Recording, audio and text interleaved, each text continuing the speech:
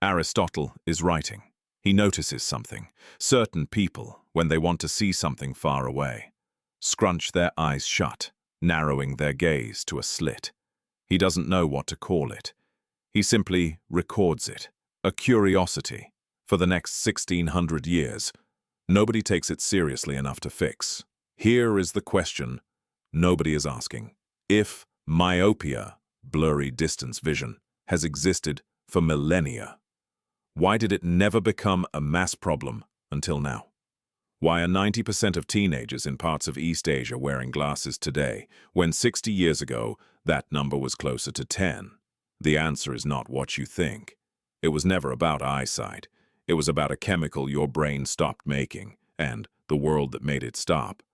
But to understand what really happened, we need to go back to the very design of the human eye. Your eye is not a fixed object. It grows. Slowly, silently, from the moment you are born until your early 20s, your eyeball is calibrating itself, stretching or contracting based on the signals it receives from the world around you. When it grows correctly, light lands exactly on the retina. Vision is clear. When it grows too long, even by a fraction of a millimeter, the image falls just short. Distance becomes a blur. That is myopia. For most of human history, this miscalibration was rare. Our ancestors were hunters, farmers, fishermen. They lived outside. Their eyes were designed for a world that was wide, bright, and far away. Today, we have constructed something entirely different. A world of screens 8 inches from our faces, fluorescent ceilings instead of open sky, classrooms where children spend 6 to 8 hours staring at walls and whiteboards, and then go home to do it again. The result is the fastest deterioration of human eyesight ever recorded, and the mechanism behind it has been hiding inside your retina the entire time. Everything seemed normal, until researchers started asking why outdoor children consistently had better eyes than indoor ones, and what they found changed the science entirely. Picture the scene. A child in ancient Greece, sunrise. She's already outside, herding animals, gathering water, moving through open terrain. Her eyes are constantly shifting focus. Near, far. The sky above her is blinding. Easily 80,000 lux of natural light flooding her retinas. Now picture a child in Shanghai. 2024. She wakes up, attends school indoors from 7 a.m. to 5 p.m., returns home, studies under LED lights until 10 p.m.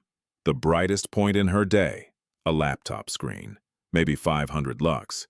The difference is not just lifestyle, it is neurochemical. Inside the retina, there is a population of specialized cells that respond specifically to bright light. When those cells are stimulated by real outdoor sunlight, they trigger the release of a neurotransmitter, dopamine, not in the brain, in the eye itself. And here is what the official conversation about nearsightedness almost never mentions. Dopamine, released in the retina, acts as a biological brake on eye growth. It signals the eyeball to stop elongating, to hold its shape, to stay calibrated. Data from Ohio State University found that children genetically predisposed to myopia were 3 times less likely to develop it if they spent more than 14 hours per week outdoors. Beat. Not doing sports, not exercising, simply being outside, in light. The ancient child had no school system, no optometrist, no glasses. She also didn't need them. The sun was doing something medicine is only now beginning to understand. But here is where the story takes a darker turn. The break was always there. What changed was everything around it. Consider this. When the first eyeglasses appeared in northern Italy around 1290, they were a curiosity, a luxury for scholars and clergy.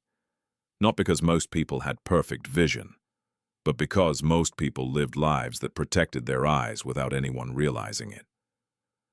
Here is the counterintuitive truth the data reveals.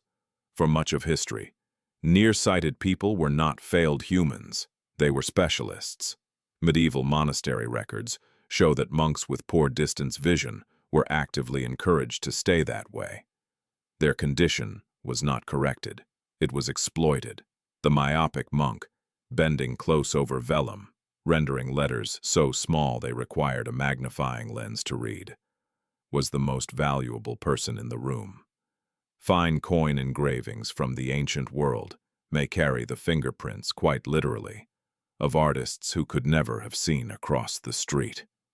Build nearsightedness was a feature, not a flaw, in a world where precision at close range had value and survival did not yet depend on a screen.